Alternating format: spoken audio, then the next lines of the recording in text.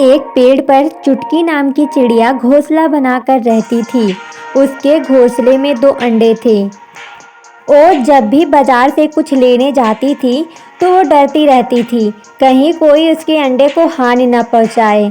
एक दिन चुटकी सब्जी लेने जैसे ही गई, उसके अंडे के पास एक कौवा आ जाता है। दूर खड़ी रेना नाम की भूत देख रही थी ये सब। वो जल्दी जल्दी अंडे के पास गई। कौवा डर के मारे भाग जाता है। जब चिड़िया वहां आई तो देखी भूत को तो डर गई। भूत के पास गई, भूत ने सारी बात बताई। चिड़िया ने उसे धन्यवाद बोला और बोला, बहन हमेशा आती रहना।